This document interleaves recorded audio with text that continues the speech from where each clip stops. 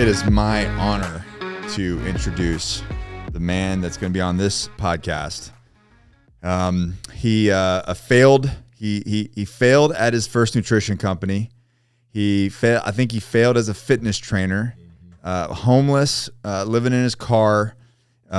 Just an absolute wreck of a human being. Anxiety attacks. Ladies and gentlemen, Bedros Keuilian. In the flesh. Nick, thank you for the opportunity, bro. You always said that's the way you wanted to be introduced. And that's exactly how I want to be introduced, because if everyone always introduces you about your accolades, then the listeners on the other side are like, well, this guy's superhuman. I can't be like him. But if you're like, hey, he's lived out of his pickup truck. He's failed out of 2 businesses. Dropped out of college in 32 days. Right. Junior college. Right? It's like, all right, this guy's an absolute loser. I have hope. And if I can make if I can do it, yeah. Can't anyone? But people, right? a lot of people that don't really they just see something. They see you, owner of one of the biggest fitness franchises in the world, and then they go, oh, he got it handed to him. Yeah. You got it handed to you, right? You do something long enough, you start developing mastery. Right. And that's all I've done with the franchise, with my coaching business, now with the supplements. Yeah. Right. And the supplement was one of those things. People are like, there's enough supplements. Why are you doing it? I'm like, I'm not even doing it for because there's enough supplements out there. I'm doing it to make up for the first supplement company that I failed at in 1997. 1997. Yeah. Before Google, I was trying to sell, before anything, I was trying to sell supplements online with dial-up internet. See, that's the stories that I like. That's what really draws me. I mean, there's a lot of reasons that draw me to you, but it's not the success. It's all the failures beforehand. Yeah. That's what really is like, oh, you can have all those failures and still make it. Yeah. Yeah. Excellent. Napoleon Hill calls it temporary defeat. When I learned that term, because I was like, fuck, I failed. I failed at the supplement business. I failed at Total Muscle, right? That's what it was called, totalmuscle.com. I should have kept the name. I didn't, but whatever. Totalmuscle.com, and I would go log on to AOL with those free 1,500 hours. Was it 1,500 hours or 1,500 minutes of dial-up time, remember? Minutes. On America Online. Yeah. So dial-up internet, and then I would do searches for profiles of any guy who's got bodybuilding, weightlifting, powerlifting in his bio, and then I would write an email to him and say, we sell supplements and protein and creatine and all this stuff, and we'll ship it to you overnight. Totalmuscle.com send. And my goal was to send 250 emails a night before I went to sleep. And then I'd wake up in the morning to either no orders or maybe 1 order, right? But I share that because I was willing to do that work and I still failed at it. Yeah. And in the back of my mind, I was like, one day I'm going to come back around. I'm going to circle back to the supplement business and I'm going to make it a success. Like, it's unfinished business. Is that what it was? Yeah, it was unfinished business. And I think more people need to go finish their unfinished business. If you started jujitsu and you quit at blue belt, purple belt, go back. It's because it lingers in the back of the head for everybody. It's a weight that is on your shoulders. Yeah. Yeah, it is. But back then I took that as a failure, right? So I was like, man, I failed. And for years I was like, I failed at selling supplements. And then one day I'm reading what I consider Napoleon Hill's best book, which is Outwitting the Devil. And he talks about, in life we have temporary defeats. No such thing as permanent failure. Only death is permanent failure. There's nothing temporary about death. You're gone. I was like, well, shoot. If life is all about a whole bunch of temporary defeats, well, I had a temporary defeat. I just need to circle back and go, what didn't work? Oh, there was no Google. There was no address verification on the shopping cart back then. So I was getting a lot of false transactions and sending supplements out to people who had stolen credit cards, right? So then American Express or Visa would take the money back out of my account and I was out the supplements. I'm like, now the platforms are there. I've got a track record of selling shit online. I'm going to circle back and do this. You have a system. I've got a system. I've got a team. I've got people that I can reach out to and say, hey, you guys sell supplements. You're friends of mine. How do I do this the right way, right? And then, lo and behold, the temporary defeat turned into now a success. And best of all, that weight that I was carrying that you just mentioned, it's like, okay, check that box off. The unfinished business is now finished. Wow. Yeah. I never thought about it that way, but you probably carried that, like it was like just lingering, a small little linger in the back of your head for a long time. I always describe it to my wife as we have all these open loops in our head that are taking away energy, bandwidth from us. Things that we stopped doing that we know we should, things that we temporarily got defeated on that we needed to circle back and finish it. all these conversations that we should have had that we didn't. And so it's like every now and again you'll think of like, man, I do need to go and apologize to that guy. Well, he'll be around next year. I'll apologize to him. Close all those loops, bro. Life is better. Yeah. So speaking of life is better, strangely enough, I think I sent this to you. Maybe we were already working together at the time. I was struggling probably 2015. I was the typical, entrepreneur. I was a couple years into being an entrepreneur, and the typical work as much as I can at the desk, sleep under the desk, work at the desk, sleep under the desk, gain weight. Life was a wreck, not like just drinking, living by pleasures, trying to fill a void. And I was like, wait a minute, this doesn't make any sense. How are people doing this? Like, the people that are successful, I guess you just don't work more to become successful, because I'm like, that's all I'm doing. Right. I'm not even working out anymore. Right, I'm just getting fat and drinking, liquor and, chasing tail when I'm not at my desk or sleeping under it. And I started to kind of analyze like what people were doing in multiple different industries. And I came up with like the six habits of successful people. And it wasn't like the 7 habits of whatever that book was. Stephen Covey. Yes, Dr. Covey's book. Yeah. It wasn't like that. It wasn't thought process. It was like physical things, like wake up early, go to the gym, eat healthy, go to sleep, wear clothes that fit you. You know what I mean? Like very simple things that you put on repeat. And then I found one, a very similar one, and I don't remember the title of it, but that you wrote for Entrepreneur Magazine. And I think it was 2016 I reposted that.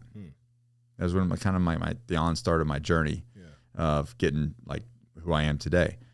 And so in 2016, what were you doing in 2016? 2016, I was frantically looking for a second in command for Fit Body Boot Camp, because Fit Body Boot Camp, the franchise, had gotten so big, I was unable to run it by myself anymore in terms of like leadership. I had a team, obviously, but I'd already fired 2 second in commands. People, bro, here's the other thing. People show up like as a knight in shining armor, and they gallop in what looks like on a white horse to save the day, and then before long it's like, oh my God, you're just a gimp on a broken donkey. You're not a knight in shining armor on a white horse. Right. And so I was looking for, once again, a leader to help me, a second in command for Fit Body Boot Camp, because I was at my wit's end in terms of running Fit Body Boot Camp. I knew I was going to burn out, and it was going to lead to like another panic attack. So I had a panic attack the year before, 2015. That was the one that was in Man Up. That was the one that I wrote about. Man Up. And so I was like, okay, no second in command means I'm going to have to keep working. Like you just, if I'm not at the desk, I'm under the desk. Or I'm soothing and shielding myself by eating emotionally, drinking emotionally. In my case, I was taking Vicodin to fall asleep at night, and then that didn't help, so it was Vicodin and NyQuil. But then I'd have to wake up in the morning and take a whole bunch of Adderall and drink a bunch of coffee. God. It was just this horrible cycle. And I was like, I need many of us go through that. Yeah. It's this entrepreneur's stupid journey, thinking more is better, more work. That should be a book that you write, The Entrepreneur's Stupid Journey. Yeah. And then you realize, like, wait a minute, more is not better. I just need to have a great team around me. Right. So I wrote I shared that article not knowing who you were. You had long hair at the time, and you were and come full circle, my gym gets raided, and I don't know if you I reached out to you. Yeah, you reached out, or Joan reached out and said, hey, I want to have you on this podcast. And I was like, holy shit. And then as I started following you and you were doing coaching, I told Allie, this was, obviously a couple years ago, I said, I think this is the next step for me. I need someone to help me solve some problems so I can really take this to the next level. And so I reached out to you and I said, hey, this is, what do you think? And you're like, yes, well, that's what I do. That's what I do. I remember that conversation really well. But it was just weird, to share an article that you wrote for Entrepreneur Magazine years prior. Yeah. And then in 2020 come full circle. And then now we're, you know, was nuts. yeah. And 2020 was like the first time, like I've always had certain political beliefs, right? Like coming from a communist country Yeah. to the United States, I am fanatical about freedom.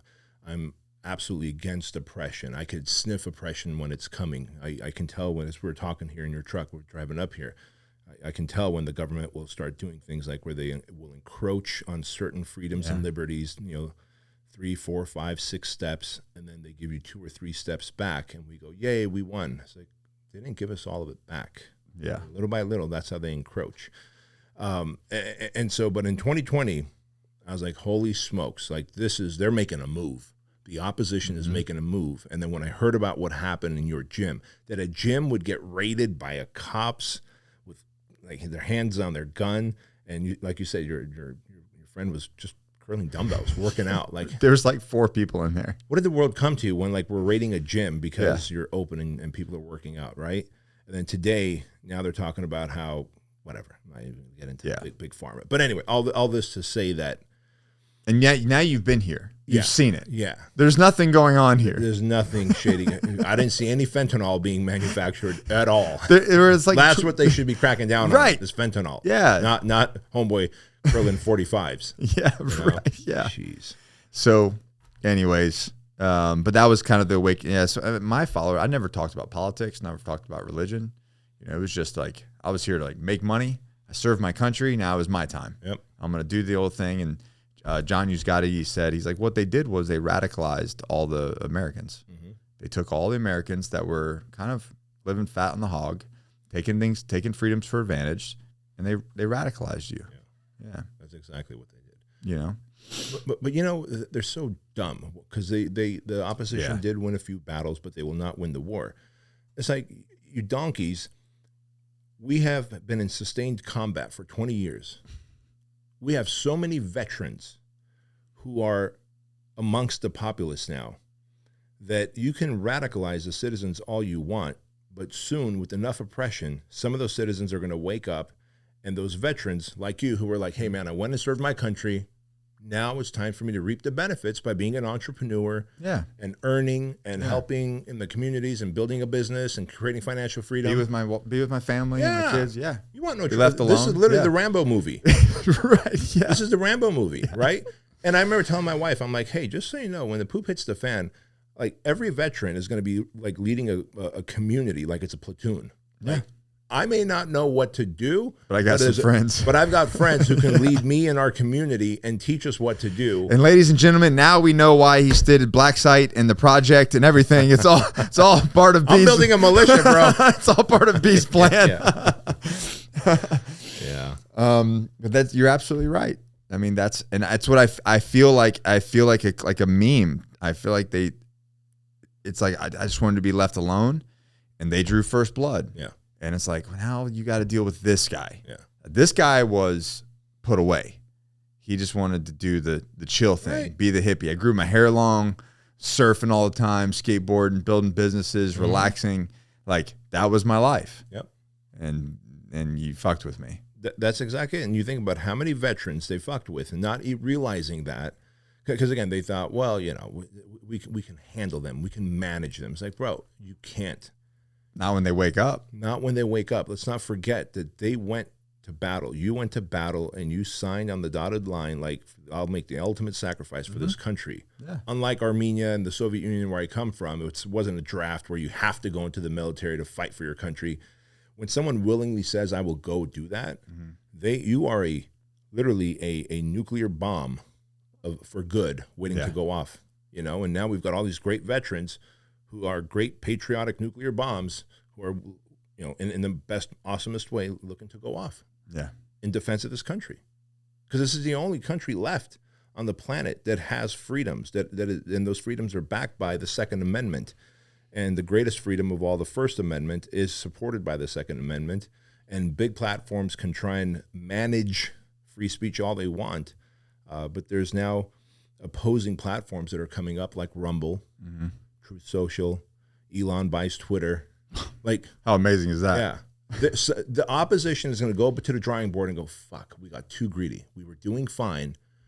They showed their hand too. They went too hard. Yeah. It's like all those mobster movies when like they're making money through like racketeering and the unions and all that stuff. But then Henry Hill, what was the movie? Goodfellas. No, not Goodfellas. Maybe it was Goodfellas. Goodfellas with Henry Hill. And he gets into cocaine. It's like, you got greedy. They were all like, don't do it. Don't do cocaine. We got a good thing. Yeah. We got a good thing going. Yeah. This works. We're making money. Yeah. But greed glands secrete. Yeah. And then now they've woken up the enemy, their enemy, the Patriots. Yeah. Yeah, and I agree. I don't think they've won a lot of battles, but I don't think they're going to win the war. And too many people have like going. I mean, you just see it now. Everybody's like, wait a minute, what? Yeah. Look, that brought us together. Like how? I mean, I don't know under what circumstance our paths would have crossed, right?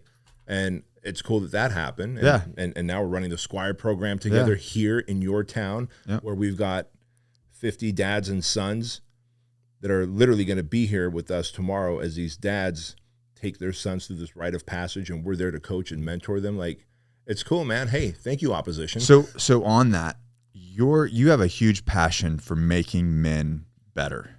Yeah. Obviously, that happened. There's some level of that was happening with Fit Body Bootcamp, right? Because obviously you want to take a human being and provide a service to make them better, right? But that was a very business thing, and the target demographic's very different at Fit Body compared to the project and Squire program and Blacksite and all everything. When was the first project? What was the first thing, the idea that hit you, and when did that kind of start? That's a good question. So back in and I have a purpose of going to this. Yeah. So back in 2018, when my book launched, Man Up, in my book I talked about how I do these 6-week challenges, right? Train for 6 weeks, run a marathon. Train for 6 weeks with a jiu-jitsu coach, and then he put me on the mat with a brown belt. Train for 6 weeks in MMA and get in the cage with him. Salsa dancing, guitar lessons, surfing, rock climbing, everything that I was like, I'm not good at, or this is a skill I don't have. So let me get straight. You can salsa dance now? I am a gangster salsa dancer. Yeah. Interesting. Yeah. I mean, for a monkey, I can, for a gorilla. For a gorilla. Yeah. I'm a gangster. Yeah. I'm definitely not the best, but anyways, so all that to say that I wrote about it in my book, and as dudes were buying my books, like, holy shit, man, and I talked about how you wouldn't think that running a marathon would help you in your marriage, but when you are training in such a compressed amount of time, whether it's jiu-jitsu, MMA, running, you have a lot of time to think for yourself. When you're in suffering and you go through adversity and then you're in discomfort, you enter that other room mentally in your head where all the problems get solved, and you connect with your higher self, and the higher self says, hey, Nick or Bedros, did you know that you can improve your marriage this way and your business that way, and you're not showing up for your kids that way? And the higher self only speaks the truth. The higher self speaks from radiance. We never go into that room when we're in a regular state, because that room's not available unless you're suffering and you click into that place. Right. And so, and by the way, there's science behind that called bilateral stimulation. Like when you're running for miles at a time and you're going rhythmic, right? Running, swimming, biking, left and right side of the brain end up working together, which is why a lot of the evolutions of the project, you're crawling, everything is rhythmic. And people, even the ocean, the waves are rhythmic. Well, if you look at EMDR therapy. EMDR is exactly what it is. Exactly what it is, yeah. And so because of that, you recruit both sides of the brain to start working, and that's what consciousness is. So anyway, dudes were reaching out to me, and they're like, dude, put together a challenge. I was like, just go do your own 6-week challenge, right? And of course, people want you to put it together. Yeah, right. They're reaching out to you to solve a problem. Yeah. So, which should be a note, right? As a businessman, like if people are asking things on repeat, the same thing over and over, you have a product. You have a product, and the universe is pushing you into it. And this is how crazy the universe is. All of a sudden, I ended up talking to Aaron. Aaron Alejandro. He, at the time, he was the VP of my supplement company, TrueLean. And I'm like, dude, so I'm thinking of doing this, like some kind of challenge, but for men, but it can't be 6 weeks long. No one has that kind of time, but I bet we can do it over 2, 3, 4 days, some kind of a project for guys to go through physical fitness stuff and mindset teaching and productivity and personal discipline and how to date your wife and all these things, right? Get over their traumas. He's like, yeah. So I'm like, Aaron, would you do it with me and teach the kind of breathing stuff and the yoga stuff and the whatever, like the peaceful stuff? Yes. Awesome. And then I'm speaking at an event that January, and then there's this like jacked Navy SEAL who's like, I'm here to meet you, and I work for the CIA now, and I deploy every 3 months. And I wonder who this could be. Yeah. I'm like, bro, you were intense. I'm like, hey, have you ever run like any kind of fitness program? He's like, yeah. I used to help run Buds. I was like, oh, shoot. I'm like, when's your next deployment? And he says, so I'm like, all right, when you come back from that deployment, can you help me run like a small Buds program for entrepreneurs and regular men? He goes, sure. All right, so now I got instructor number 2. Instructor number 3 reaches out, Matt. He's in Boise, Idaho, former SWAT operator. And he's like, hey, man, I'd love to come out to California and work for you. I want to move to Southern California with my family. I'm like, come on out. The universe starts putting all the instructors in front of me. And then, of course, Crazy Steve. He's like, I want to move from New York to California because I'm always out there coaching with you anyway. You're my business coach. My business is run on autopilot. I should live in California. I'm like, come on out. So all of a sudden, I'm like, all right, universe, check. Got it. These are my 4 instructors. And so the first project was July of 2019. Oh, wow. In between Ray's deployments with the CIA. And no website or nothing. I put it on social media, on one post on Facebook, one post on Instagram saying 12 dudes at $12,000 a piece to go through a 75-hour experience with us 5 characters, and these are the outcome you could look for, fulfillment in your faith, in your family, in your fitness, in your finance, the 4 pillars of the project. And we filled it up within 3 days, and I'm like, dude, I've got something here. And that's how the project came to be. How many of those first 12 made it? I thought all 12 would make it, because who would pay $12,000 and not make it in, right? So when Ray, I'm a dummy, right? I mean, you're a military guy, so you know better, but I don't know. Ray's like, they're not all making it. Yeah, I don't know military culture. My mindset is when I go to do something, I see myself all the way through. Of course, yeah. And so he's like, we're going to need a bell. I'm like, why do we need a bell, Ray? Like, is that some kind of evolution we're going to put people through? He goes, no, some people are going to want to quit and they need to ring the bell like they do in Buds, because I'm a Navy SEAL and I want it that way. I'm like, it's a physical thing that's a choice that they have to make. They can't just say, I quit. It's a physical thing that they have to do, like, I'm tapping out. Yes. Yeah. I'm like arguing with this guy. I'm like, Ray, they're paying $12,000. When you guys go through SEAL program, you guys pay nothing. In fact, you're being paid to go through. So it's easy to exit. You have no money on the line. He goes, I will make people quit. And I'm like, fine, get a bell, right? Well, just stop harassing me, get a bell. Yeah. Sure enough, 2 dudes ring the bell and quit. And my jaw had dropped because I did not expect that to happen, number one. The evolutions are hard, not impossible. Yeah. They're just hard. You're going through hardship, and we did not hide that. Granted, there was no video like there is today, right? Because class number 1 had no video to show from the previous class. But I was blown away, and I was like, Ray, I stand corrected. How many more bells do we need? He goes, just one. 1 will get it done. One will get it right? done. But bro, he will make them. He says you got to ring it 3 times. It's a whole ceremony. It's a whole thing. And I want I just want to like tackle these guys and like, no, don't do it. But I just stand there next to them, and he goes, you're ringing it once because you quit on yourself, once because you quit on your family, who you told that you were going to come here and be a transformed man, and you ring it a 3rd time because you quit on these guys, your team. And now I got to shoulder more weight. Yeah. And then he goes, do you still want to quit? He goes, yes, sir. And then they ring, boom, boom, boom, and then they're gone.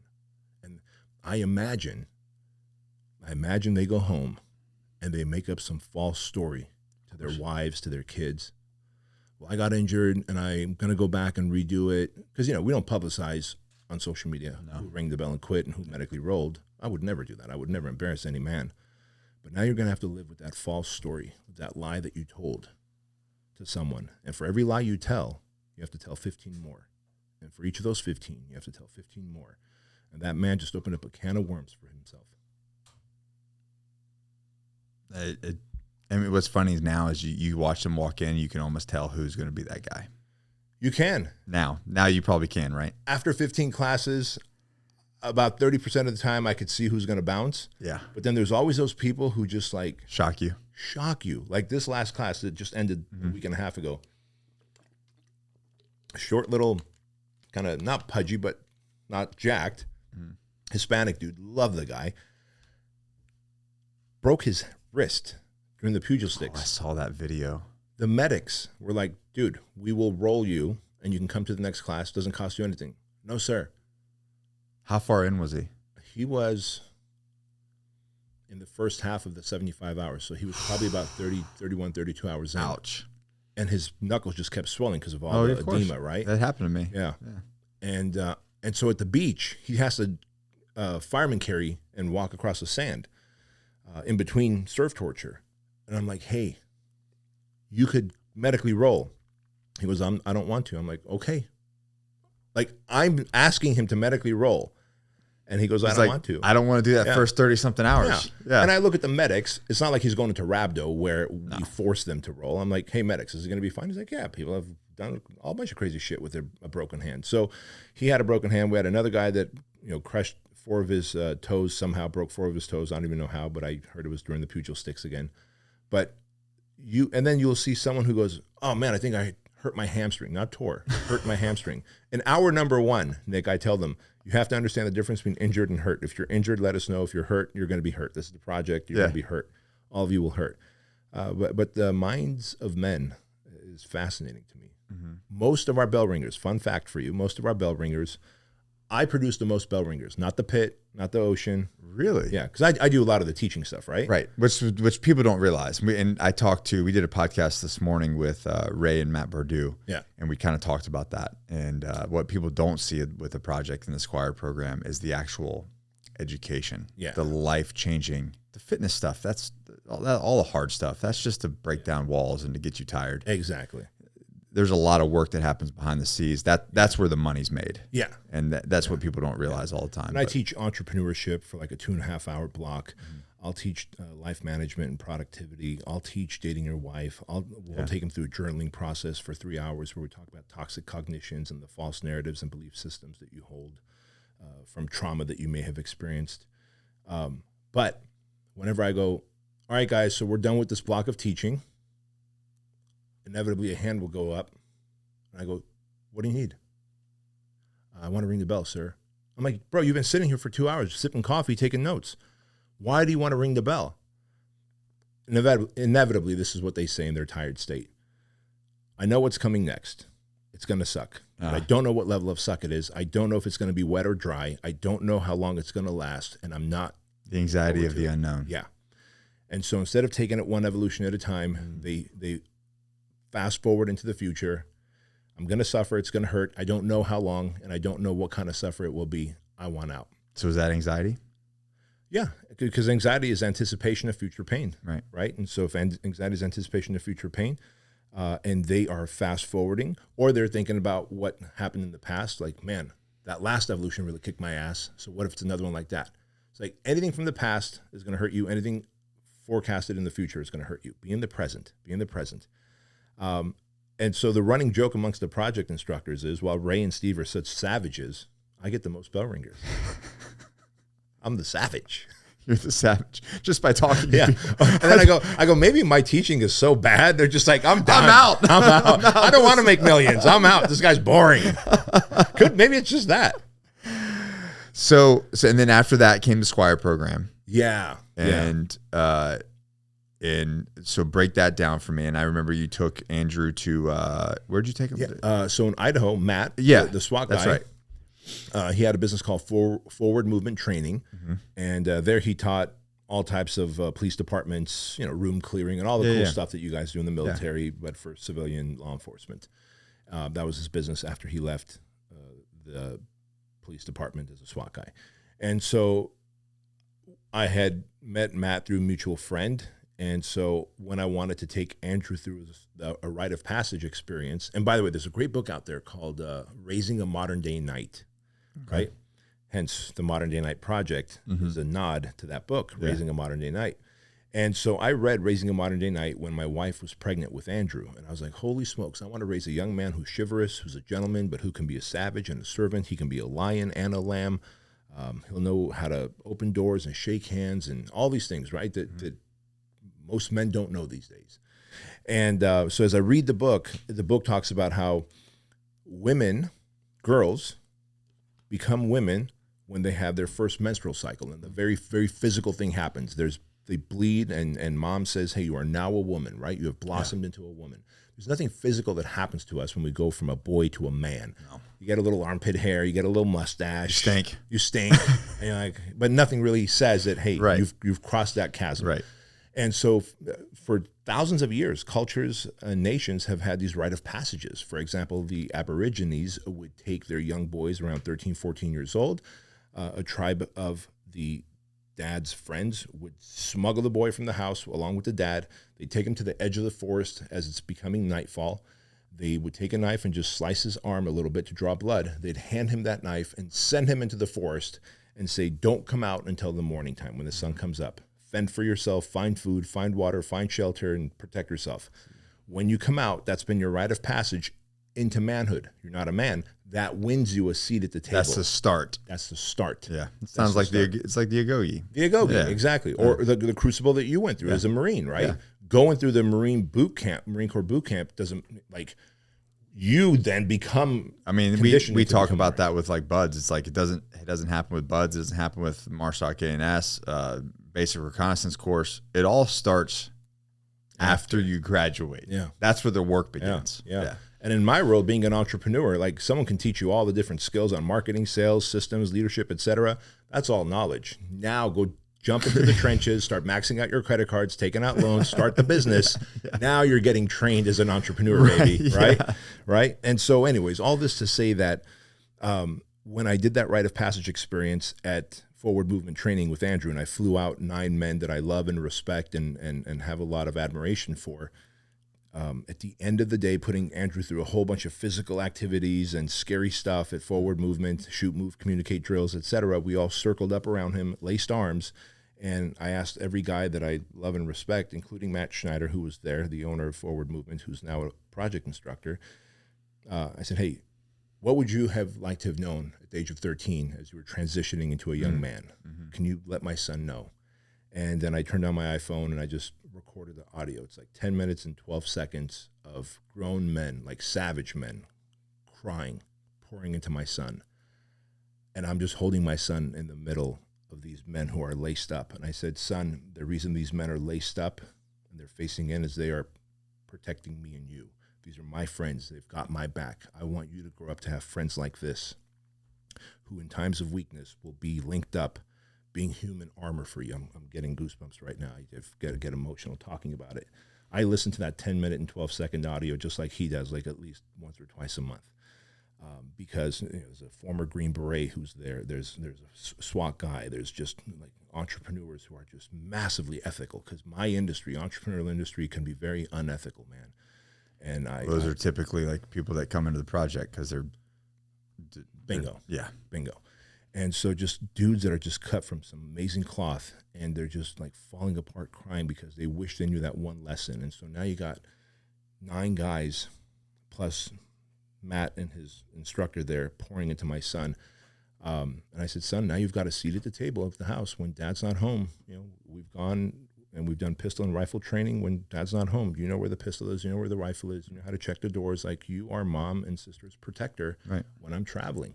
Okay, dad, got it. And so then the pouring into him began even more, right? Up until that point when we travel at airports or whatever, hey, mom and sister are going to the restroom, great. We stand with our walls against the back. We're always scanning, we're always looking. He knows that I sit on the aisle for a reason. In fact, I think I told you the story of we're coming back from Hawaii as a family. I always sit on the aisle. There was a guy who was a flight risk. I had to get him in a chokehold and zip cuff him, right? And so that was a great, and by the way, had I not done that MMA 6-week challenge, you wouldn't be able to control it. I had no idea what a rear naked chokehold was.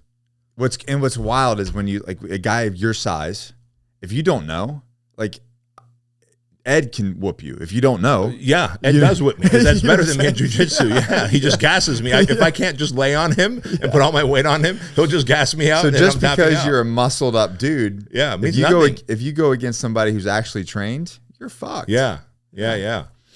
And so, dude, as soon as we landed, we zip cuffed that guy like the flight attendants wanted us to, and me and the guy that helped me control him, zip cuff him, put him in the back, and we sat security the rest of the flight, which really sucks because I had a first class seat with my family, and now I'm sitting coach by the restroom in the back, right? But my wife says, she goes, our family and that guy's family got all the hummus and chips that we could eat for free. Awesome. Fantastic. No one sent any back there for me, bro. Right? While this guy's like like yelling at me, and Dad's happy. Yeah. He's dealing with man stuff back there. Don't worry about him. Yeah, he's good. So anyway, so we land, and the LAX police department comes on board and obviously takes him away, and the pilots shake my hand and shake the other guy's hand. And I'm just like, I can't wait to get off the plane to call Aaron Weatherspoon, my MMA coach, to be like, dude, what you taught me 4 weeks ago actually works. And and he's like, well, yeah, of course it works. I'm like, truth be told, I thought you were just letting me get you in a chokehold, because I'm paying you, you're my coach. Like, this shit works. And he's just laughing, man. But great example. So anyway, the Squire program came to be because I put Andrew through what that book talks about, Raising a Modern Day Knight, a rite of passage experience. And then by class number 4 of the project, a lot of these dudes are like, if I knew this stuff when I was a kid, my life trajectory Universe again. Yeah. Yeah. Bingo. Yeah. My life would have been better and different. I'm like, shoot. All right, here we go. Let's create the Squire program. And that's how it came to be. Let's create a lot of work that we don't make any money on. Oh my God. Oh my God. Oh my God. Yeah. But there's a bigger purpose. There's a bigger purpose. And how cool is that we live in this is why we must go, this goes back to our opening conversation. This is why we must defend this great country of the United States, because it allows guys like you and me. Like, what's your education in business? Do you have a college degree in business? No. Nor do I. I dropped out of junior college. I don't remember what my college degree was right, for. Right. And for some reason, you decided to actually pay me money and me coach you in business, which, great. Awesome. I'm a high school dropout. There you go. Let's be super clear about that. So you got me beat. But only in a country like this can you make it financially. Right. And then say, I'm so passionate about helping men and boys that I will start 2 businesses that have a high liability. We've had a guy die at the project. I know. Class 5. Yeah. That's a high risk, high Which liability. messed with you. Fuck, did it mess with me? Yeah. I didn't sleep for months. Yeah. I didn't sleep for months. All your veterans are like, yeah, exactly. Savages. They're savages.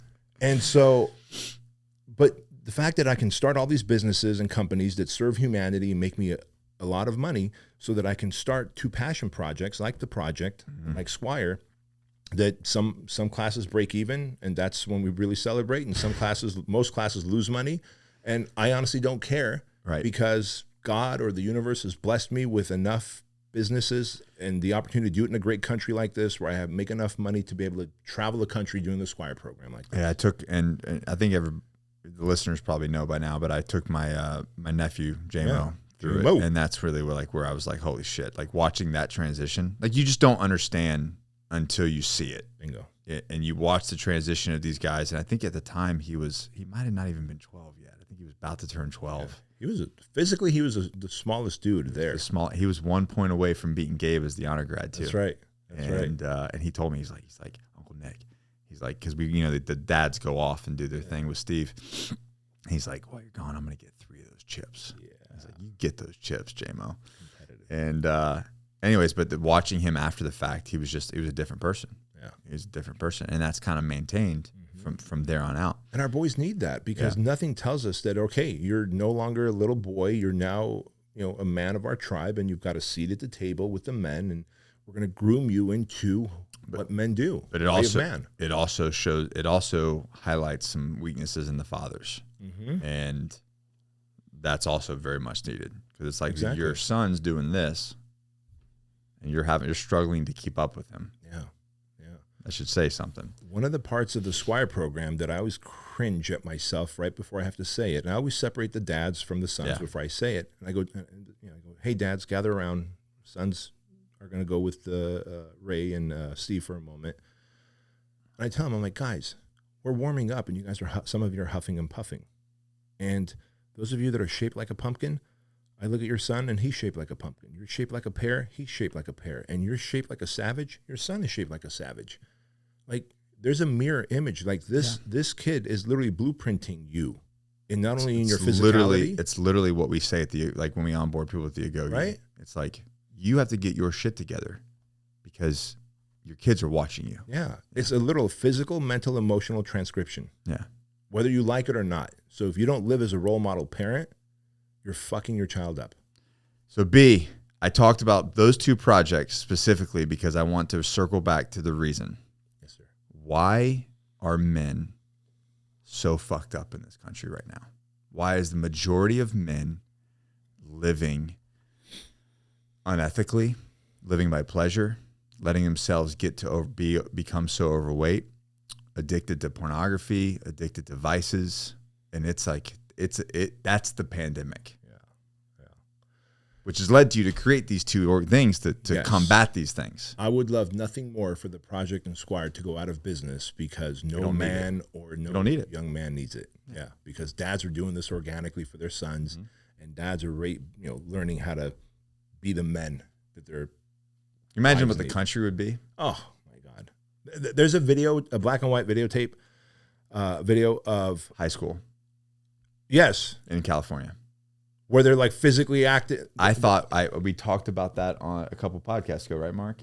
Yeah. Where they're like on the monkey bars. And I thought it was like a military thing, Bro, from like the 50s or something. That was the expectation. They were high school kids. And that was during Kennedy's era. Yeah. And he was like, America is only as strong as its individual children, as its boys, right?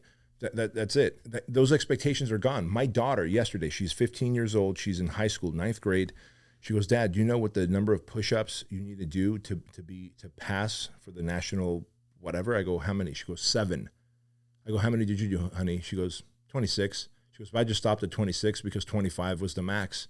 Like, there's nothing beyond that, and I wanted to go in the gym and actually work out.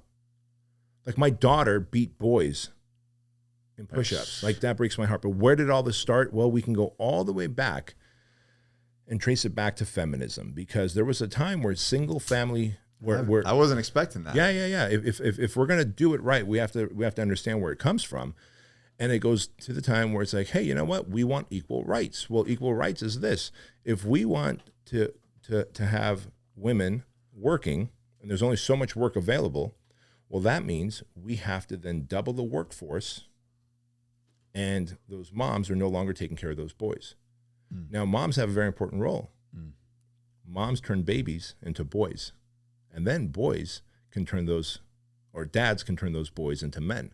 So when the mom doesn't turn that baby into a boy, that baby is raised by daycare and babysitters, public etc. school system. Public school system. And the public school system always gives you the lowest common denominator. Well, Matt Bardu just broke that down. Right? He just everyone should listen to that episode. Yeah, he just ripped that apart. Yeah. Yeah. And so pretty scary stuff, actually. Yeah, because of the need for equality, now we don't have a parent at home at all times during the most formidable years of a young man's life. And a boy looks up to their mom up until 11, 12, 13 years old. And at that point, then they go, hey, I want to be more like dad, and dad needs to be present. Doesn't mean dad doesn't need to be present the other times. But I remember when I'd come home, the kids would come running to me when they were 5, 6 years old.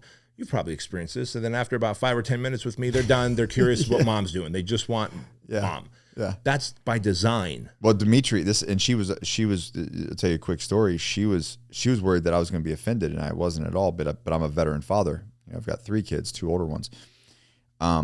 So I usually I have my, dad has his spot on the couch, and then mom has her spot. Yep. And he was sitting in his little chair. He's got his own little chair. Yeah. So, we work a lot, our life. And I'm like, okay, I'm going to go snuggle with the wife. So I'm going to reach her. I'm going to come to her. Yeah. So I went to her and I sat down next to her. Bro, I was not sitting down and Allie's going to laugh her ass off when she hears it. I was not sitting down for maybe 3 seconds. I thought the kid snapped his neck. He looked over so fast. He went and looked at me and started getting up out of his chair and tried to get in between us. And he said, you can go over there. Yeah. Yeah. He wanted me to go sit in my thing. And then because he got jealous. Yeah. Territorial. He got jealous, and Allie was blown away. Yeah. And I said, no, it's fine. That's okay. There is a very visceral, chemical, emotional, mental, physical need for boys and girls who are that age.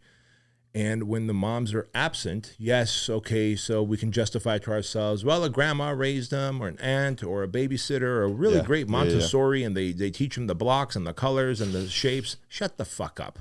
They do not give the motherly vibe, right, and the pheromones that you have. The care, the love, the energy, any of that, right?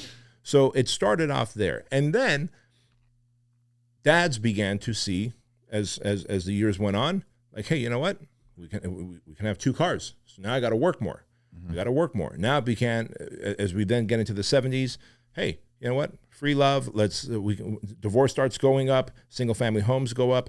Planned Parenthood gets sponsored by the government, where now they're encouraging abortions, and single parenting.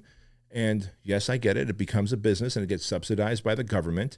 But then families that are raised with dads that are absent or dads that are emotionally absent because now they're having to work so much to be able to keep up with the Joneses, they are emotionally absent, even though they're in the house. So when you look at the divorce rate, 50% of the country is divorced. So half the dads are no longer even in the house with those boys. And then of the other half of the dads that are there, That was me. they're mentally or emotionally absent, right?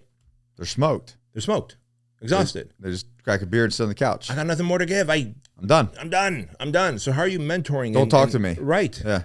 Right. So how are you doing any of that, pouring into your child? You're not. And so the child just grows up watching television and going, that's what I should be modeling. That's what I should be doing. That's the pop culture that I'm going to be adopting. That's the way I'm going to start thinking and dressing, and no one's there to correct them. And so then, well, if that's the way to do it, now they get hypersexualized. And then as you fast forward into the generations we're at now, I think we've gotten reliant on comfort and convenience so much.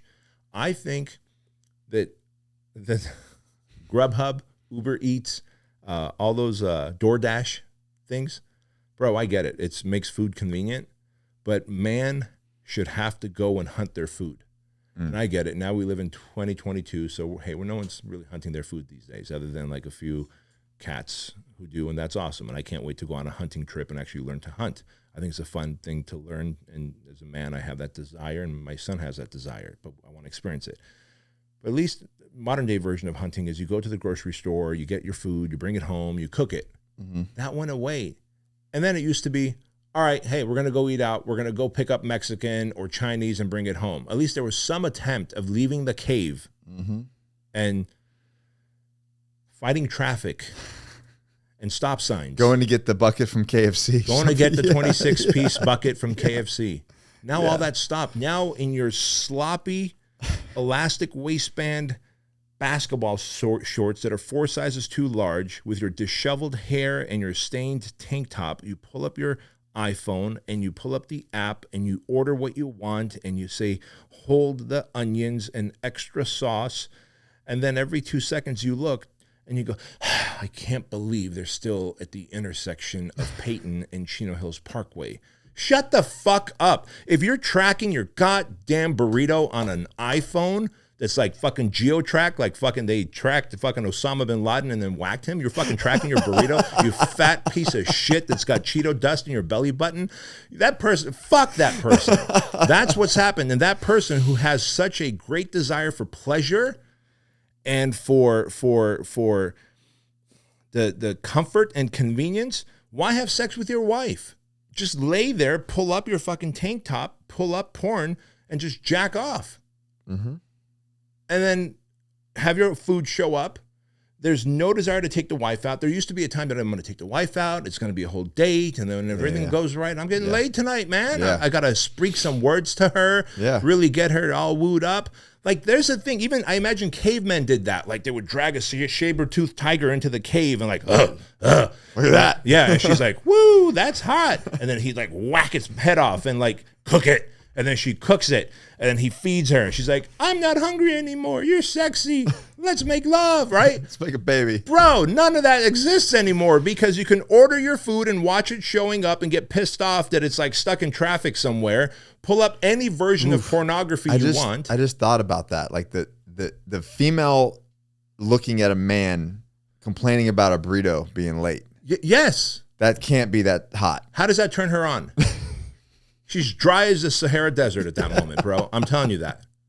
Right? And then so then this fool is like, again, so we have gotten so comfortable and we are so convenience is so accessible. The best porn is accessible. The best food is accessible. Everything will show up to you. You just have to, if they can just get you to not use your hands to masturbate, these cats will be like, well, great, man. If they can implant a chip where I could just see pornography in my head and then somehow I ejaculate, I'm good. It's like, what else do you want? Do I want to put food in your stomach, move your jaw, pump your stomach? Like, what kind of existence is this? But it's Wall-E. It's Wall-E. Yeah. It's exactly what it is.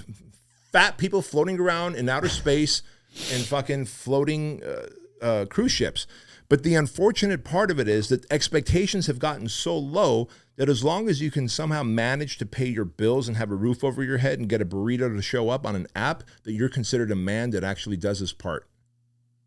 So women need to start setting higher expectations for their men. Men need to have higher expectations for their women and for themselves, because every man, by the way, is looking to be respected and appreciated by his wife or by his woman.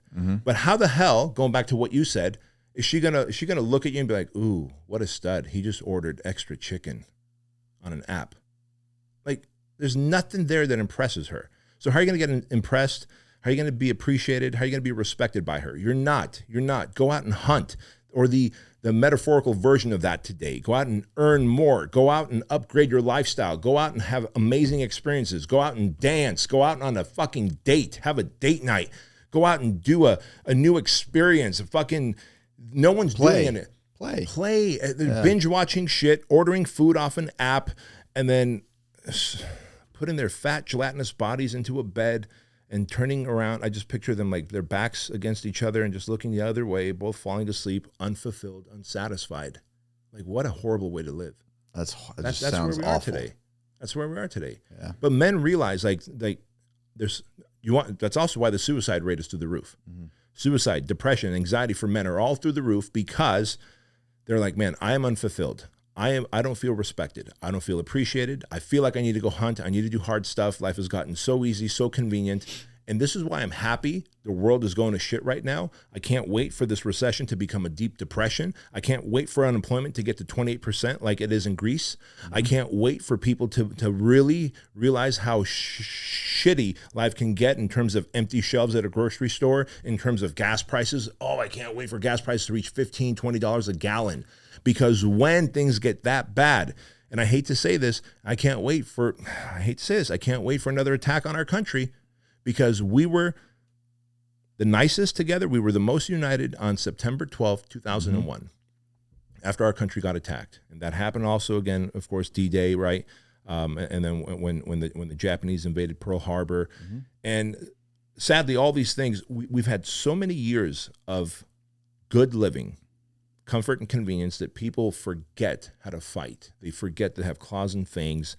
And it's just like this lion that's behind a cage being thrown meat all the time.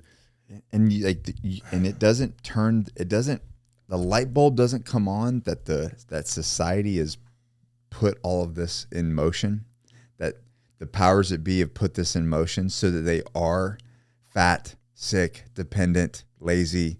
Don't worry, docile. Yep. Come on, man. But you know what? I believe that people started to do this to themselves first, and then big enterprises were like, because look, how did the project start? I saw an opportunity. People started asking, I saw an opportunity. How did the Squire start? People started asking, I saw an opportunity. And so big government, big enterprises are like, hey, I see. People like comfort and convenience. The more we feed them and medicate them and televise them, if we can just not even have commercials from one show to the next, we can keep them on the couch longer and brainwash them with commercials, et cetera. So they figured out what humanity responds to in terms of pleasures and desires. Instead of purpose and duty, there's pleasures and desires. And they started to now make it a science. So, hey, we will feed you garbage, spike your insulin levels, have 24-hour news. Remember it used to be like the 10 o'clock news? Yeah. Like 10 o'clock news. Or Saturday morning cartoons. Yeah. And that was it. That was it. Everything is around the clock. As humans, we are not supposed to know what's happening in every corner of the world at every second. We don't have the bandwidth to process all that. So now we go to sleep anxious. We wake up about depressed some shit thousands of miles away that we can't control. Yeah. Yet the thing you can control, your weight, your relationship, your exercise habits, your sleep habits, what you drink and eat, all the things you can control, you're like, I don't need to worry about that. I need to figure out what's going on in Israel right now. No, you don't, you motherfucker. You don't need to know anything about Israel right now. But yeah, I will put out, a post, it's the typical stuff. It's a tactic to get people to engage and to find out what it is. But the typical, like, what are you struggling with? Like, sure, you've done that before as well. Yeah. What are you struggling with, guys? What's keeping you up at night? I get stuff like us being on the brink of nuclear war. What the fuck? That's what you're thinking about? What are you gonna do, Timmy? In Ohio? That's actually the last thing on my list. Because I'll probably be dead. What the fuck? I don't give a shit. Yeah. or I'll be dying. Yeah. Up until then, there's about 100 other things I could do to live. It just blew my mind. And I get random things like that all the time. But you know what that is, right? It's an excuse. Like, if that didn't exist, then I could worry about my health and fitness and relationship. Yeah, sure. But because of, the brink of nuclear destruction, I can't focus on myself. Yeah. Yeah. Don't you know, Nick? Like, how can you be so selfish? Don't you know we're on the brink of nuclear destruction? And you're like, bro, I just got a really nice haircut. My abs are popping more. And we're about to I'm going to go have a dinner, and then Yeah. I'm going to go bang my wife, and then I'm going to go teach some young guys how to do some awesome stuff. And but you're selfish because we're on the brink of nuclear destruction that you have no control over. I'm not Jack Ryan. I'm not out there saving the world from nuclear war anymore. Humanity's fucked up, isn't it? Like, Right. We're not supposed to know all this information. We're really not. And because we do, we're anxious all day. We wake up depressed. We emotionally eat because food is the most overused, like, antidepressant, and exercise is the most underused antidepressant. So how do we? I want to talk about the food thing, but I want to circle back to that. But how do we fix this? I mean, obviously the thing, guys, the stuff that I'm doing, the stuff that you're doing. But as a man, if a man's listening to this and they're like, damn, I fit into that category, you're talking to me, and it's hurting you're hurting my feelings, B. The answer is so simple. You ready for this? Yeah, go. Don't try and fix anybody. Fix yourself. Fix yourself. It's going to have to happen belly to belly, nose to nose, toes to toes. Because when you evolve, like, how much have you lost right now? Because you just lifted your shirt up earlier and your abs were like popping. How much fat have you lost? Oh, shit, man. Since like I met you a couple years ago. Like 30? 30 pounds. Yeah. Right? Yeah. How many people around here have been like, because I know I saw you, I was like, grab your arm, like, bro, you look so good. Like, I'm like, I got to get leaner now. Like, you didn't have to tell me, like, hey, B, you should worry about your health. Yeah. Like, you didn't try and save me. Right? No. I'm like, I got to get leaner now. I immediately thought to myself, I got to get even leaner. And so how many people around here in your workspace have you inspired? Oh, but they're all, this is our community. This is what we do. Right. Yeah. Every Friday we're working out. We're always talking about macros and challenge and this and that. And that's just what we do. And Mark's like, somebody buys a cookie. Mark's like, no, not for me, bud. But that's what it is. Every individual just needs to worry about themselves. So get lean, get jacked, make money, be a great husband or boyfriend, be a great father. Do the things that you know you need to do. And then as an example, you radiate, you shine. My friend Sean Whalen said this one time. He says, you could either be a lighthouse or a tugboat. They both do the same thing. Mm-hmm. They both bring ships to the harbor. Yeah. A tugboat will like hit the boat and push it and prod it along, and the boat might be resistant, and it's just like constantly smashing into it, exhausting itself. Yeah. A lighthouse just shines its light. That's all it does. Shines its light, and the boats come to it, right? And what I've learned is, as I live a life of example, I'm lean, I'm jacked, I make money, I carry myself well, I'm articulate, I'm a good husband, I'm a good father, I'm a good friend, I'm a good mentor. People go, man, I want to be like you. I'm like, cool, let me show you how. I never once have to go sell anyone and try and save someone. This is also the problem I have with religion. Like when people are like, oh, you got to go save people, how many people did you help people get a relationship with Jesus? It's like, bro, how about this? Live like a good Christian, and I'll be like, hey, tell me about Jesus, man, because it sounds like he knows what's up. Yeah. Instead of like, anyway, that's a whole other thing, because I got this issue with religion. But so do I. But because probably because if you and I are a lot alike, and probably for the same reasons. But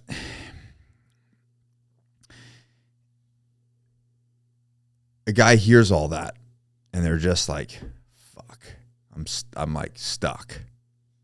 Like, what do you tell him? Go to the gym. Go to the gym. Just get in shape. Go to the gym. And you know what? How about this? Don't even go to the gym.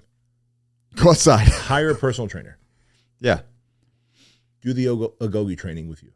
That's it. Because they're going to go to the gym, but I don't know what to do because I know there's going to be an excuse, right? I can hear the objection now. You know what I tell people? I'm like, you don't have a my nutrition. I'm really struggle with nutrition and fitness. No, you don't. No, you don't. You struggle with your mind. Yeah. Your discipline. Yeah. You don't have a fitness and nutrition problem. Yeah. You have a fucking discipline problem. Bingo. You have a purpose problem. Yeah. And you hate yourself. Let's look how a man carries himself. A man's body is a direct reflection of his mind and his emotions. And so if he's fat, sloppy, and diseased, right? He's got hypertension, high cholesterol, diabetic. That's a direct representation of your mindset. So let's pivoting back to the food. so many people they get pleasure from food. And I talk about this, we have our Gogi twice a week Q&As with the whole tribe. Yep. And it's a severe struggle. Like people, because of the way society has laid it out, like everything we've talked about, they get their pleasure from food. And I'm over here, it's like, food is your fuel. You get pleasure from progress. You get pleasure of spending time with your family. You get pleasure from being more successful in those 4 categories that we talked about earlier. Mm-hmm. That's where you get your pleasure, not from the shit that you put in your mouth. So if somebody is really struggling, and you were a fat kid, and we've talked about that. What do you tell them? Like if I'm like, listen, I'm really struggling. Like the only place I get pleasure is the shit that I put in my mouth. Cool. Okay. I get it. And it's a habit. Like the more you emotionally eat or eat for pleasure, the more you're going to stay in that momentum. Momentum is real. So let's break the momentum. It might be hard the first couple of days, and then it gets easier and then easier and then easier. Within 30 days, you've got a new habit. Like if every time you want to eat, you decide to go out into the garage and do 100 burpees instead. Like every time you want to emotionally eat out of like I like pleasure. Yeah. That's all I did, by the way. That's really? All I did as a young man. Break it? Yeah. Every time once I learned that I was eating because it felt good, and someone, Dave Sanborn, he was the center of the high school football team. Like he hiked the ball to the quarterback. Is that called the center? I think. I don't know. I don't think about sports. Anyway, but I was like, bro, you're jacked. How do I get jacked like you? He was in my science class, right? Yeah. And he's like, dude, you gotta. It's all about eating. You have to eat. I remember you telling me the story. Right. Yeah. So anyway, he taught me about the sweet salty cycle, because I'm like, bro, I love pretzels, but then after I ate a lot of pretzels, I want to eat something sweet. He's like, yeah, there's a sweet salty cycle where your brain just wants to do that. This is a kid in high school teaching you this. I'm guessing the high school football coach taught them like macros and all that stuff, right? Because they lift and they eat right, they have to stay jacked. And so he's like, man, you just got to eat high protein, keep your carbs and fat low, and then work out like a savage. And don't do the sweet because it'll want you to eat salty. Don't do the salty, it'll want you to eat. I'm like, okay, got it, right? And then I was like, I'm going to go one better. Every time I crave something that is outside of my macros, I'm going to go do 100 burpees, and then afterwards go, do I still want it? Well, I didn't know about this. I was giving myself a dopamine hit doing 100 burpees. You feel fucking great afterwards. You feel great. You're sweating. You're like, I'm a fucking savage. I'm not about to eat and undo all that. Yeah. I would eat like 3-4 bagels at a time with the whipped cream cheese. Like, oh, shit. That's probably over 1,000 calories. Gotta be. A couple thousand, right? Yeah. And so every time you want to eat for pleasure, like if you want to eat for fuel, bro, go ahead. But if you're going to eat for pleasure, go do 100 burpees first and then get that dopamine spike and then ask yourself, do you really want to do it? And within like 10 days, you'll have created a new momentum for yourself. That's the great thing about the human body. We get addicted to anything we do, stupidity or things that are actually good for us. Yeah, if you're listening, we're going to implement that. Yeah, good. Right? It's so simple. Yeah, it's simple. I did this when I was writing my book. I didn't want to write my book because I'm not an author, bro. I'm an entrepreneur. So I was like, the resistance of writing a book and being judged about writing a book was like so heavy. It would weigh on me. It would slam my laptop. I'm like, fuck it. I'm going to send them their advance back. I don't need their fucking money. Tell the publisher to go fuck off. I don't need to write this book, right? I would get really angry. And I had to go to Greece to write my book. Okay, there you go. So you have to go to the other side of the country. I had to go to the other side of the motherland. World. Yeah. Long story short, I was like, wait a minute. The way I got lean, I need to go get more dopamine. I'd go to the garage, do 100 burpees, and all of a sudden that writer's block would go away. The imposter syndrome would go away because I just did 100 burpees. So the same thing that got me past overeating, got me past this whole imposter syndrome of being an author. 100 burpees fixes everything, bro. 100 burpees every time you're like pissing on yourself. That's beautiful. So I've been holding on to this conversation. We're good on time. I've been holding on to this conversation until I could get you at this table.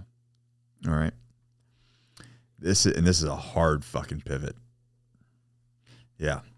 So, you work with a lot of former special operations guys. Yes. Some that are like dear friends of mine as well. And there is a systemic problem in our community where we are I have to say we because, I'm part of that, and whether I participate in it or not, or I'm a victim of it or whatever you want to call it. But a lot of my friends are, and we are a community of cannibals. and you and I have talked about this. I've talked to many of dudes across many of the special operations communities that I coach. When I was that was one of the things I said, hey, this thing happens, and matter of fact, I think it was our second half day. It had happened that day, and I was like, what the fuck, man? Yeah. So in 2016, I came under fire. Bad thing. It's a bunch of BS. I talk about it now publicly when I do keynotes, because that was the key. I did everything right, and I still got flamethrowed. Lost almost like 95% of my relationships, business relationships I had built over from 2013 to 2016, gone. Like, people just walked, because they were like, well, if they're saying this, it must be true, right? Must be true. But now, because of that, and I was doing all the right things, once I went over that grieving period of like, oh my God, how could they do this to me? I did all the right things. I was a quiet professional. I was just trying to help people. Blah, blah, blah. How could this happen to me? It gave me that, like, well, I guess if I'm gonna do all the right things and they're gonna destroy me, well, I guess I can just do whatever the fuck I want to do and say whatever I want to say, and who gives a shit? Right. Guess what? Made more money, got more famous. There you go. Everything happened. But nonetheless, that thing still happens, right? It still happens, and something that we all, I deal with. And I even asked you, I said, B, you have haters? Do people come after you? And you're like, yeah, I have one. And I was like, what the fuck? And he goes, but let me tell you. And so I want to ask, and if anybody's listening, because I want it to be very pointed, why is somebody, the way I look at it, you have a bunch of group guys that are special operators, and you hire a bunch of them. You have a bunch of those friends. I feel like they're some of the highest caliber human beings and have the capability of being the highest caliber men in our country. Why do they do that shit? Why do they tear each other apart and tear each other down so publicly and so viciously? Type A, high-speed, mission-focused men. By design, they not only find you guys, and when they find you, then they breed that into you even more. Like, just keep being higher speed, more type A, more mission-focused, win at all cost. The reason y'all don't tear each other down when you're on a team is because you're on a team and you have an enemy. Once you leave the team, now he sold out. He left early. He couldn't hack it. Like, you guys are so, I say you guys because it's. You have to say it. Yeah, you have to say it. It. Yeah. So I'm not saying that you personally I get it this way, yeah. but yours. That's why I said we. Yeah. That's why I say we. Because it's crazy, because whether there's SEALs or Green Berets or Raiders, it doesn't matter. Like, I have friends and coaching clients in all categories. They're all good to me, but they will literally start. I see that they are so competitive amongst each other, and that's because they're no longer on a team focused on a mission, and so they just turn on each other because of the competitiveness that there was bred into you guys, but to work as a team against the enemy now backfires most of the time, not all of the time, because there's also great dudes like you and many others who are like, hey man, live and let live. Yeah. Right? Like, you look at Robert O'Neill, he's like, man, I'm the guy that shot Osama bin Laden. Everyone's like, yeah, but there was another book that the dude talked about how he shot Osama bin Laden. That book came out before you. He's like, you know what? Maybe his experience was different. Like, he doesn't once piss on him. Yeah. And I know Robert O'Neill personally, like, he doesn't once piss on that other guy or the book. But maybe you'll have to talk to him. I don't know. He could easily say, like, that guy's this and that guy's that, and throw the guy under the bus. He doesn't. He just goes, you know what? I can tell you what my experience was on that day and the people that can corroborate that. But it's because you guys are so type A, so driven, so mission focused that when someone leaves, it's like, hey, have a good life.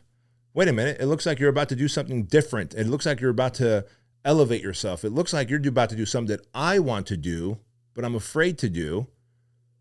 And so now I got to shit on you because I just know how to shit on people because I've been taught to shit violently and aggressively on the enemy. That's what you're trained to do. It just turns on you guys, and it's so sad. It so breaks my fucking heart because to me it's embarrassing because it doesn't make, because like I said, before I preface this, we're the highest caliber of men and human beings that this country has, and at the same time we have this thing, and it's gross, and it's like a cancer, and I've watched I've watched it happen with Ray. I've watched it happen with Jason Redman. I've watched it's happened to myself. Multiple other people that anytime you step out, Yeah. you're like, whoa, whoa, whoa. How dare you? Yeah. Anyways. Yeah. And it's funny because it's so hypocritical too. Like the dudes that will say like, hey, I want to, you should be a quiet professional. It's like, hey man, Jason Redman is a friend. Ray is a friend and an employee of mine, right? I'll see these guys piss on my friends, and then they'll slide into my DMs and be like, hey, what's it cost to coach with you? It's like, well, I thought you wanted to be, I don't ever talk shit on them, right? But I'm like, Yeah. I just saw like you're leaving a comment there. And then here you're asking me to coach. So obviously you have a book idea. You have a coaching program idea. You have a business you want to run. And you should, man. You've served Absolutely. your country. Yeah, you fucking Do should. it. Why are you pissing on them? Like every SEAL, like there was a running joke there for a while because it's like, oh, hey, you retired from the SEALs or you left the SEAls, you're about to write a book. Here's your book deal. Yeah, good for them. If the Homeland Department of Security, whoever, like green lights the book, meaning there is no operational security that's being revealed, Right. let him fucking do it. He served his country. They didn't pay you 6 figures, did they, as a military man? I mean, Okay, they didn't pay you. high, low 6 figures. Okay, I guess when you're at that, There's some extra pay involved with doing, doing that when job. you're doing special operations, you're getting paid a lot, but it's not anywhere near what an entrepreneur could make if they really Not what I'm making now, right? No, yeah. And so, dude, you put your fucking life at risk for us, and you did it for whatever, 5 years, 10 years, 20 years, whatever it is. Go fucking write a book, launch a company, start a coaching program, make an obscene amount of money, have life experiences. Whose fucking issue is it? But it's the people that are just fucking jealous. They just want to point finger.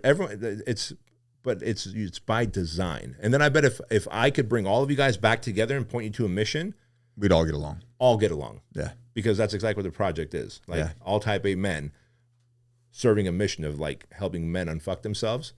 But as soon as we're not running the project, I start seeing competitiveness amongst my team of guys. It's crazy. But I'd rather have competitive men than docile, weak men who are limp. Competitive is good. I think competitiveness is always good. Yeah. You know what I mean? That's something that there is a line that gets drives us. crossed when you start shitting on. It's the shitting on that bothers me. And you've met Josh Hansberg, my business partner with the Agogi. He's like fucking cannibals. I hate him. Yeah. Like he gets so upset about it because he just wants us all to like rise. Yeah. Just wants us all to come up.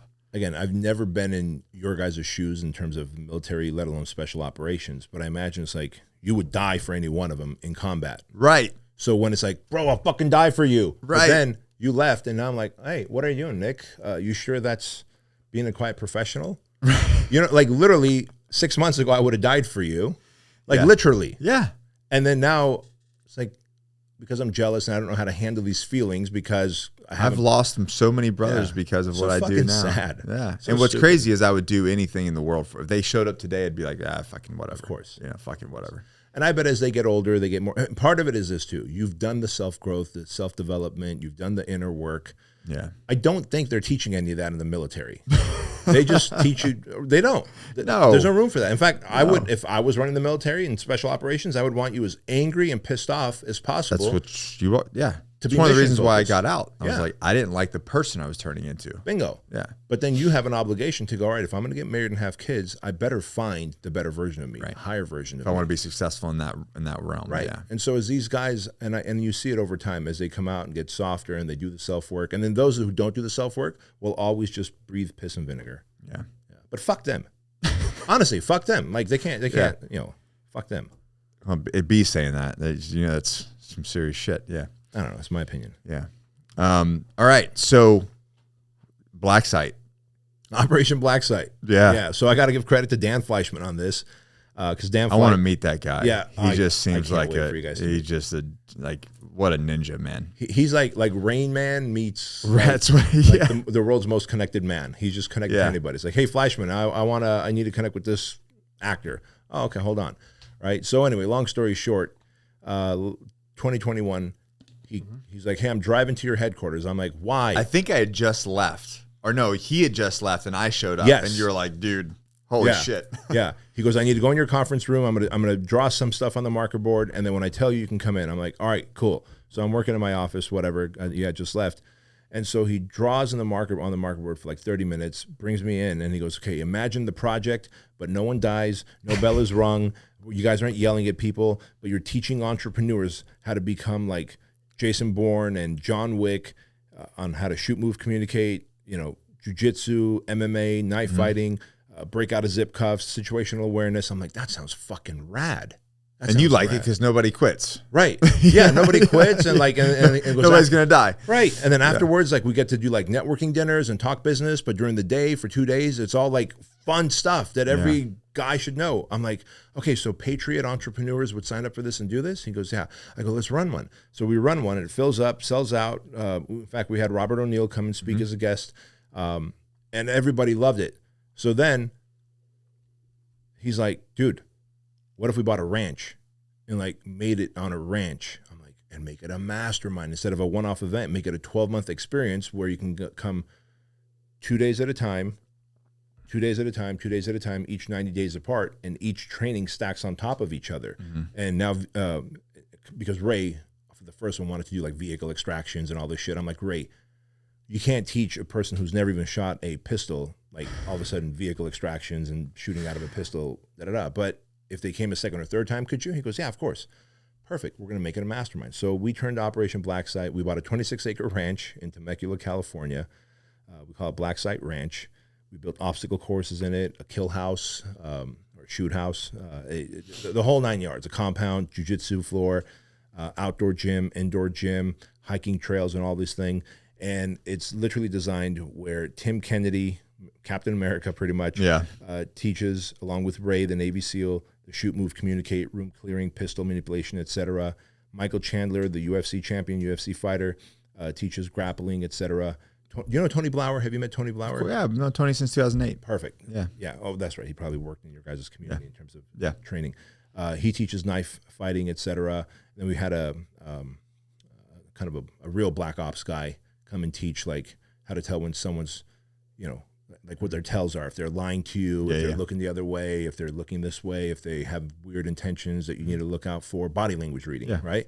And it was so rad. Everybody loved it. And so now we're going to do it as a mastermind. But that's really what Blacksite is Blacksite Mastermind is entrepreneurs that are patriots get to learn awesome skills to become their own protectors and their family's protectors. Without Steve Ray yelling at them for 75 years. Steve Ray yelling at them. For once, Stephen Ray just show up and teach with kindness. Steve does not show up. Well, we have to sedate Steve. I was going to say he's not showing up with kindness. We inject him 3 weeks prior. We start injecting him with estrogen. It's the only way we could do it. And as soon as he starts watching like the Lifetime channel, we know we're in. Yeah, come on. But it's such an awesome experience. And you know, I'm an entrepreneur and I love this kind of stuff. And I've had the good fortune to be around guys like you and to be able to learn from guys like you. And I'm like, man, there's got to be more of me. And Dan figured that out too. And so way different than the project. Yeah. But it's very much congratulations on the ranch. That's thank you. And we've got a nice piece no of stress whatsoever, right? Oh my God, bro. Yeah. Like a 26-acre ranch. Like I literally drove there one time, punching the code, get into the ranch. And at any given time there's like 20 people working there on the ranch, right? Yeah. And a dude shows up with like these cartons of eggs, like these crates of eggs, like this high. And he goes, "Hey sir, here's your eggs." I was like, "What do you want me to do with this?" He goes, "Take them home to your family." I gave a whole stack like this to Dan, because Dan lives on the ranch. Yeah. I live an hour away in Chino Hills. I'm like, "We have chickens?" He goes, "Yeah, you have chickens. They laid all these eggs." I'm like, "Well, shit, I don't have place." And I think Ed, you took them, right? Wherever Ed is. Someone took them. Did you take them, Ed? Yeah. Like I was like, bro, I'm gonna go somewhere else after. Ed's trying to gain weight. I can't drive around with the fucking flat of eggs, you know. But it's an interesting thing to own a ranch. But our goal is to make it the world's second most famous ranch next to Yellowstone. I think you'll do it. Yeah, you'll do it. Yeah. So you're gonna have to come and run some events there anytime you want. Yeah. Well, the project is now there, right? Starting February, hopefully it'll be there. Yeah, it'll be there. We're building out the compound now. That's so exciting, man. Yeah, it'll be rad. Well, congrats, man. Thank you, sir. Appreciate it. Well, B, anything that you want to share with my audience before you leave? Can I bring something up? Yeah. I want to bring something up. Yeah. Do you remember when I was coaching you and you were like, "Hey, man, I think I'm cursed." Oh, yeah. I talk about this now. Go ahead. Okay. Bring it up. Is that okay to bring I've up? never publicly talked about it on the in the internets. Okay. Yeah. Are we ready to talk about let's it? do it. All right. Yeah. How do you still feel that way? No. This is what I told B. Do you know where that came from? Because I was like, bro, I'm going to do it where you're never going to feel that way again. But it's obviously you doing the work. So I'm curious, like, where that came from and how did you? I think it came from like my past. To be honest, it's something that it's like, it's probably like the kid with the bagels and the cream cheese. Yeah, that's me. He's always still there. Yeah, you know what I mean? Oh, yeah. Little like, monster hanging around. You know, I just got him zip tied and like duct taped and he's in the fucking trunk. Yeah. You know what I mean? Like, yes. Get your ass back there. But what I said, B, I feel like I have to work. If there's me and another guy next to me, for me to achieve the same level of success that he's achieving, I have to work 10 times harder. Mm-hmm. That's exactly what you said. And it's been like that in everything you've done, you said. Yes. B, I believed it. Like it was a core I remember that. Belief. It was a core belief. I agree. And Allie was like, you're going to bring this shit up and I'm going to leave the room and you guys are going to hash this shit out. I remember now. Yeah. And you're going to hash this shit out. And you were just like, what? It's just like, you're like, I don't know exactly what you said, but you're like, that's like, I think basically that's the stupidest thing I ever heard. That's not the reality. Well, because the more you believe it, the more you manifest it. Yeah. If you believe that, yeah, it will 100% be the truth. Yeah. Yeah. There's a saying that goes, that which you believe in, you will find evidence to back up. Like you will literally find evidence to endorse that belief system. Yeah. And so, no, that's not, I don't believe that, Good. nor that's even a reality. Like now it's like, I love hearing that. You know, everything good works out for me. Yeah. Well, it does, because as I've been tracking your growth and we still keep in touch. Yeah. I'm like, all right, the level of growth this man's having, and you know, what you showed me on the wall here, I don't know if you've talked about it or not, so I don't want to bring it up. I put it on social media. Okay. Our 2.5 acre compound. Yeah, the 2.5 acre. I'm like, all right, the level of growth you're having, this is not 10 times slower than the average man. Like, you're going at breakneck speeds. As someone with outside eyes watching you and who has coached you, like, I do not see any cursing you here. So I'm like, the universe isn't cursing me. Yeah, I'm like, so he's either over it, or if this is him, like 10 times, like, I can't wait to see when the curse is gone, how fast it's going to grow. Yeah. And honestly, I think some of it was realization. A lot of it was childhood. Like, and people look at me like, oh, he must have a rich uncle. He comes from wealth. He's a good looking guy. So like, he must have had a leg up. Yeah. I'm like, no, dude, I grew up with like cockroaches and trailers and like eating oatmeal. And God bless my mom. Like, she worked multiple jobs and like worked hard to provide for us and that sort of thing. But we didn't have much, like, very similar backgrounds. Yeah. Yeah. And, I made a choice to change my life. And I love that one speech. You're like, never apologize for making money. Like, I'm never going to. Like, you're not going to hear me like, well, you're doing this for profit. Fuck you. Yeah, I'm doing it for profit. Yeah. Why? So I can buy my mom a house. Yeah. So I can send my kid to I was talking to Matt, so I can be an entrepreneur and build the school that I'm gonna send my fucking kid to. Right, you know what I mean? Exactly. So fuck you that like we just want to make money. Yeah, you know what I mean? Like, get fucking bent. Yeah. So I think it came from that scarcity mindset. And I was talking to some of my employees about that the other day, was talking about, oh, we want to, and there's nothing wrong with being frugal, right? But there's a different perception and mindset of cutting back, or I'll just make more money. Mm-hmm. Two different thoughts. Mm-hmm. This is what I have, so I need to cut back. Or what's the guy's name? Bradley. He's like, fuck it, just make more money. Yep. I'm not going to put a limit on my wife's spend. Fuck that. What kind of man am I? I'm going to go make more money so that she can have the life that she wants. So I think that a lot of it came from like childhood. A lot of it came from problems that I had in the military. It was a compounding issue over time. Yeah. And then that's why I tell people, like, one of the best things I ever did was getting coaching with you, because it took a lot of those things and go, you're stupid.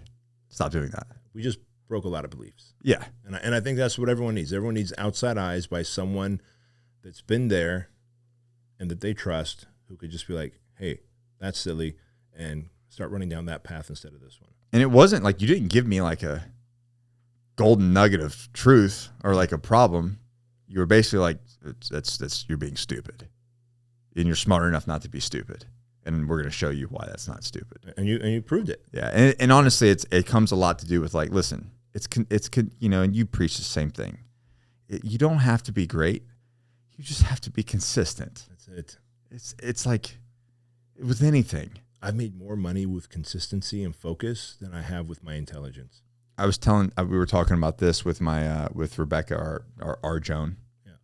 And she's like, oh, you know, they're all ecstatic and they're super excited about this. I said, and I was talking to her about the operational plan of the corporate side of things.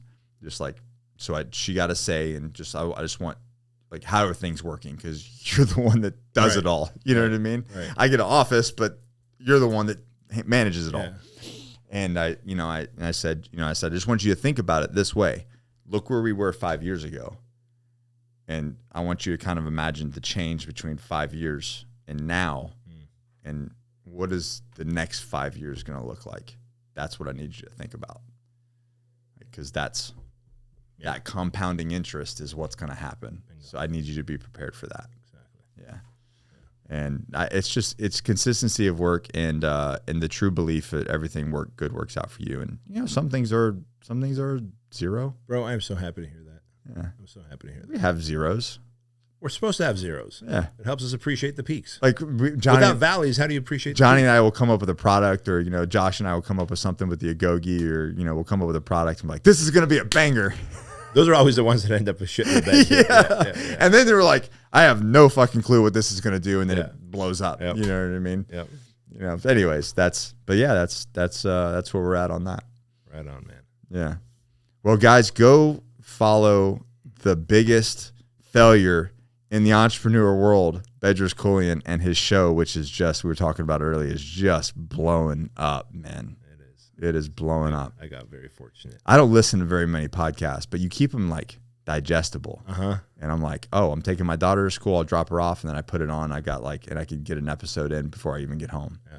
You know, and I'm like, there's something to that. Yeah. You know, but your show, if you guys are not subscribed to the show, you're missing out 100%. Thank you, bro. Yeah. Well, thanks for coming on, man. Thanks for coming in town to our podunk. You know, thank you for what was the population? 2,500. 2,500. I love it. Welcome to North Carolina. Beautiful town. Beautiful. Yeah. Well, we'll get the beach. This would be the first Squire program that Ray gets him on the beach. Yeah, he's excited for that. Yeah, he is excited. I think we're gonna have to keep him to a schedule because he's gonna get down there and go. Right. Well, crazy. He might think that it's the project and start really pushing him further into the ocean. So we're gonna have to keep him on a tight leash. A little nipply down there. Yeah. Is it really? Yeah. You know what the water temperature is? I don't know. Mark, do you know what it is? 55, 60. Oh shoot. Yeah, they're gonna have a good old time, those boys. You're the boss, B. Hey, we got this covered. we got two really talented medics. Hey, there's a lot of good information in there, as B says. Screenshot this, tag B, tag myself, tag the Always Forward podcast. Share this with a friend that needs to hear it. You cannot be the keeper of the badge of the information. You cannot be the keeper of the badge with information. Share this with your friends, guys. And you guys know the deal. Never quit, never surrender. Always forward. We'll see you guys in the next episode.